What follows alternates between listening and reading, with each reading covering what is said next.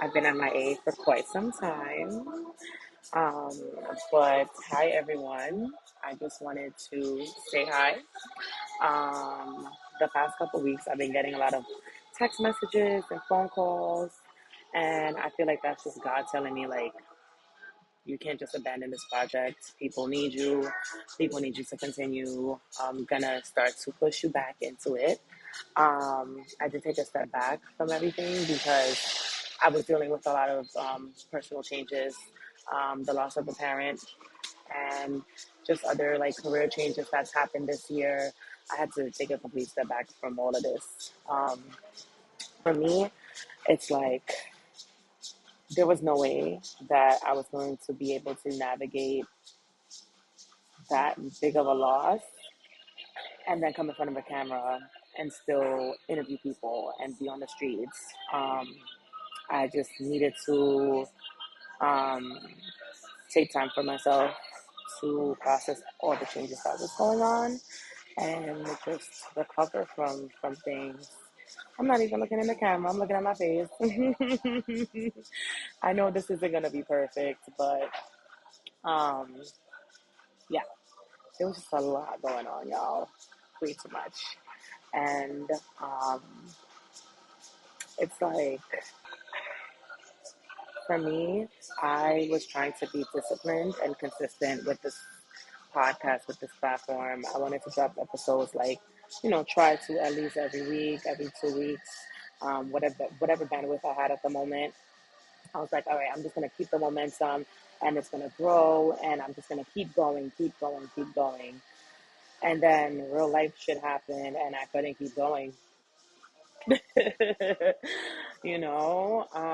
My routine changed. I stopped going to the gym as often. I was really burnt out from work. I had to become a caregiver temporarily. And so, with all of those changes, I had to just kind of go ghost. Um, should I have announced that I was? Maybe. I mean, right? There's no right or wrong way to do certain things. Some people when they're going through stuff on social media, they'll announce it to everyone and say like, "This is what's going on. This is what's happening. I'm gonna take a step back for support or whatever the case is." But I am more so like, if I'm dealing with something, I'm just quiet. I don't want to put it out there. I am a naturally private person, so I just did what I was accustomed to doing, which was just not telling anyone on the internet. More so, just my friends and whoever was around me in proximity to me, what was going on. Um, but yeah, it's just hard when real life shit is happening and there's just so much going on in the world. It's hard to be out here creating content. And I know that my energy would have been off on camera, and so it wouldn't be fair for you guys to see that version of me on social media or on YouTube, or even hearing it in the tone of my voice if you were listening to any of the audio. Um, so yeah, I couldn't fake the funk. I couldn't fake the funk. I had to take a step back um, and kind of handle those things. Um, so there's that. Um, and like for me, like even when I started this, I was just kind of like, damn, like I'm gonna put myself out there. I'm putting my face out there. Um, People are gonna know where I'm from. People are gonna see the streets that I walk on. I I had a couple of viral moments, right? Super organic, nothing staged, nothing that I felt like I needed to like put on like an act. It was just like, boom, I'm talking to somebody, they will say something, I post it, it takes off on TikTok, it takes off on Instagram. Um, and then after I went viral a few times, it was like, oh, okay, my notifications went off. Cool. What else? So, for me, it was like, damn, now thousands of people know what I look like. And now I'm in public and I'm seeing people look at me, and it's not like, oh, I like your outfit kind of look, or oh, I like your hair kind of look. It's like a, I know you kind of look. And then, people in my neighborhood coming up to me saying, oh my God, I saw your reel. Oh my God, I saw your podcast. Oh my God. And there's a level of vulnerability when people know what you look like, or they know where you live. And so that was another scary part of like those viral moments, that I was like, okay, I guess this comes with the job. This comes with the territory. Should have thought about that. I should have known. And not that it would have changed anything, because I would have continued, but um, it was just something that I had to like think about. And I was just like, oh shit. Um, Being recognized on my own platform, I did have to protect myself spiritually and physically. Like, I felt like as a woman being in New York, I had to be extra vigilant and like with my surroundings, and um, just my energy. You're allowing so many people to see you and talk to you. I really had to, like, layer on the evil eye and pray to God a little extra. It is also a lot, like, when you're a one man band behind the scenes, when you're doing your own editing, when you're posting on social media, when you're making TikTok reels, when you're making YouTube shorts, and it's just you that's making it. And people were telling me, like, you should outsource, but that also costs money, right? And it's not like I'm monetizing from this to be able to recycle that money to hire those resources. And so it is a truly a labor of love what I'm doing, um, where I'm like doing this to give other people a voice, to give other people a platform. I, worked in corporate where I was able to sit on panels and make my voice be heard and do all of these great conversations and talks. And so I wanted to pay that forward by doing that for my community, not necessarily like putting myself out there to talk about me and my life and my personal stuff, but more so the people from here who are navigating these changes, who were shaped by their communities, who went on to like to do great things. I wanted to put their voices out there for it to be heard, especially in a space where there's so much negativity about the borough. So, just reflecting back on season one and being able to go out in public and interview people, and then turn that into a podcast. It wasn't like your typical pod where you're like sitting in a couch in front of a camera. Like, I was out at events, I was out in people's business, um, and people's place of business, and um, just talking to them. And it got a little ghetto because sometimes when you're out in the elements, there's like noises around. So having to edit out certain noises, or having to re-record, or having someone walk in front of the camera. I have so many bloopers of like those mishaps, and it was like really ghetto on the back end because I had to troubleshoot. And I don't consider myself to be like a professional editor. I am a learning.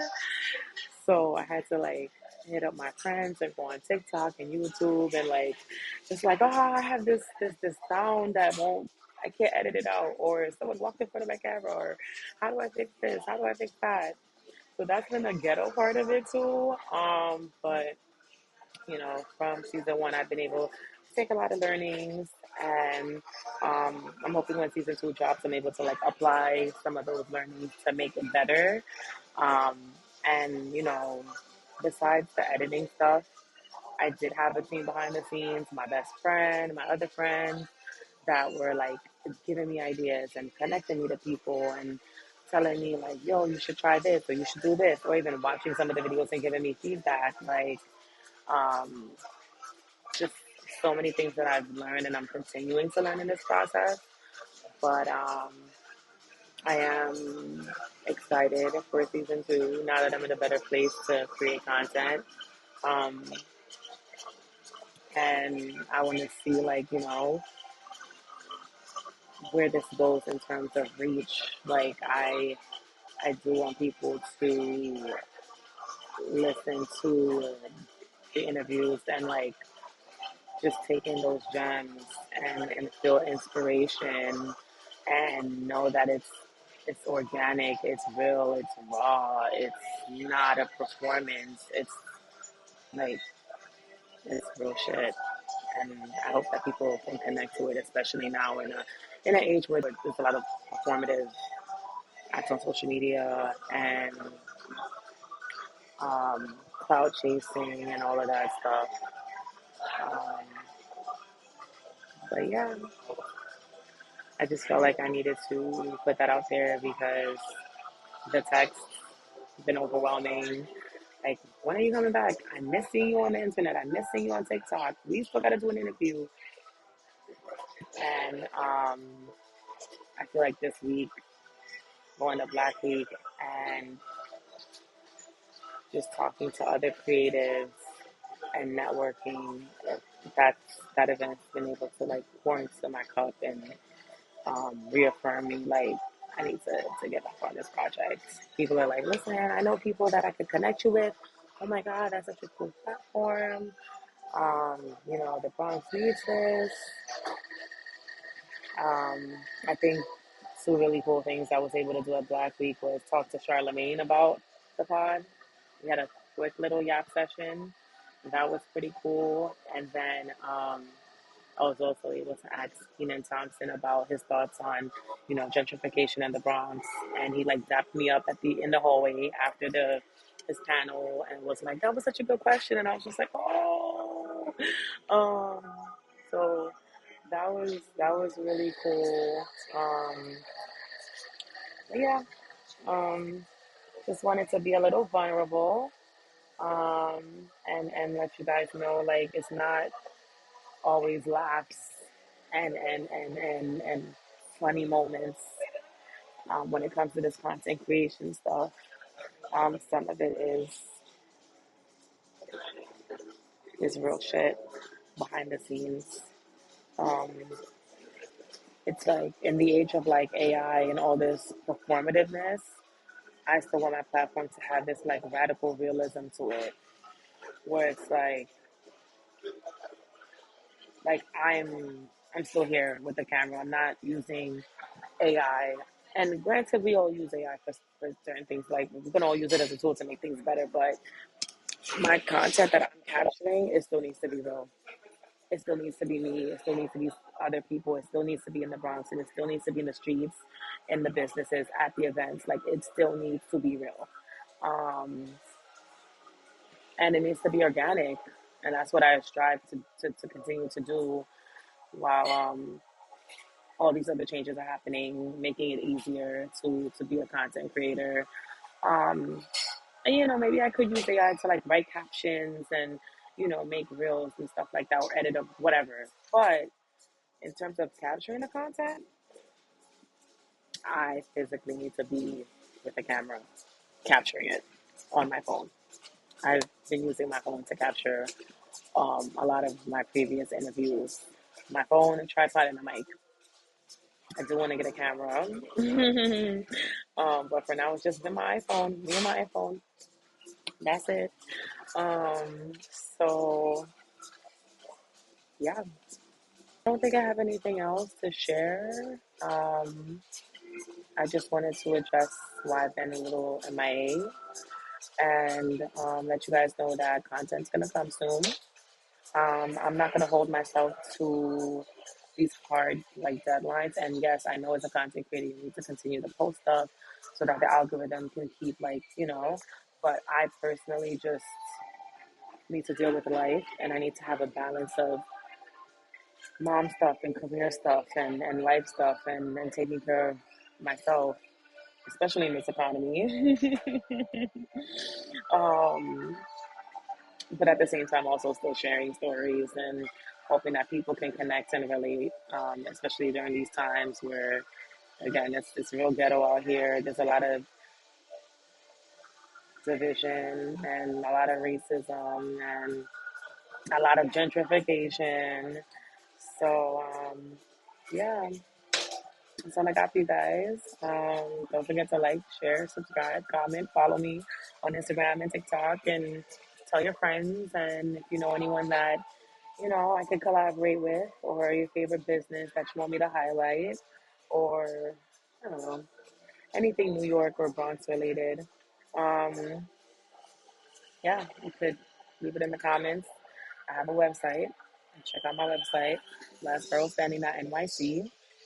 And yeah, that's it.